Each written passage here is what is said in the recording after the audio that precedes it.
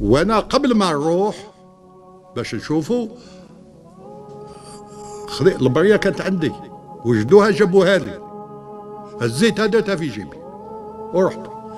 كي تلاقيته كي قال لي معليش نجموا نروحوا حتى السبت، قلت له سي شادي هاي بريه وجدتها لك كيما تحب، يا تضيف يا تنقص يا تدير واش تحب تدير، هاي البريه.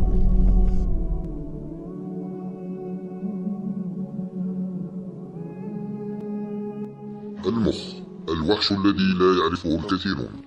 الجنرال محمد تواتي ومشروع الدولة العميقة. رجل بلا رحمة ولا إنسانية، أرواح البشر لا تساوي عنده شيء.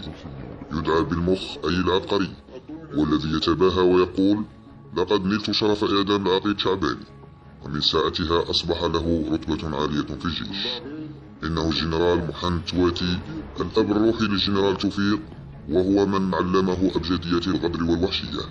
لقد كانا مهندسان للعشرية السوداء، وقتلا الجزائريين وذبحوهم من الوريد إلى الوريد بدون رحمة ولا شفقة. الجنرال توفيق أمام تواتي ما هو إلا ملاك. إنه مؤسس جهاز الإسواتي، ضابط فرنسي سابق ولاحق. يعتبر هذا الشخص الرجل الوحيد الذي يملك 50 سنة متصلة في حكم الجزائر. محمد تواتي هو منظر الانقلاب وقائده، وهو مسير فترة بوضياف وزروال وبوتفليقة بعداته الثلاث، وهو راسم ومسير المشهد القادم بعد بوتفليقة، وهو الذي يقف وراء جميع الأحداث التي عرفتها منطقة غرداية ومناطق أخرى في الجزائر. وهو أيضا زعيم جبهة إنقاذ الجمهورية في عام 1992.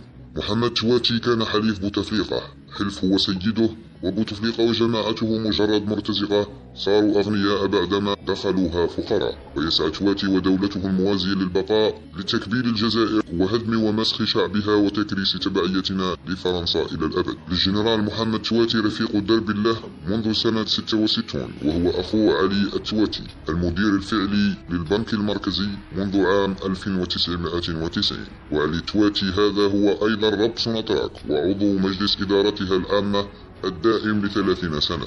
محمد تواتي وأخوه هما من يقفان وراء يسعد ربراب، ومحمد تواتي ويسعد ربراب هما من أقال حكومة بالعيد عبد السلام بمجرد أن طالبت بضرائب مستحقة على ربراب قيمتها حوالي 250 مليون دولار، وهما اللذان يقفان وراء مقتل قاصدي مرباح رئيس المخابرات الأسبق، لأن قصة الضرائب توافقت مع حجز قاصدي مرباح لجواز ربراب ومنعه من السفر. الملياردير الثاني والذي قد يكون أغنى من ربراب والمهدد لشركة سوناتراك العمومية هو علي حداد، الذي ظهر إلى الوجود على ظهر دبابة و250 ألف جمجمة جزائرية.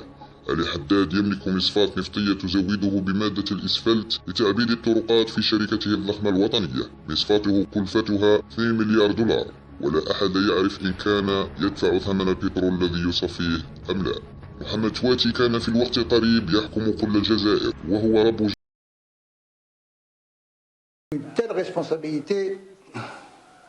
C'était un problème de conscience extrêmement délicat. Nous étions un certain nombre d'officiers, nous étions un certain nombre de personnalités civiles, nous étions un certain nombre de forces.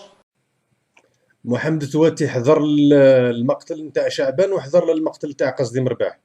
مش حضر فقط.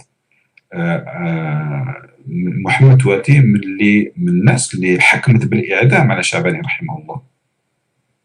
محمد تواتي اللي هو في الحقيقة من جهرة قريبة للجهرة نتاعنا، من بني فليق هذه، هو بنفسه كان اسبيرون، هو بنفسه من الدشرة نتاعو اللي أعدم 11 من الدشرة نتاعو، 11 نشاهد هو اللي أعدمهم، كان اسبيرون في ذاك الوقت. كان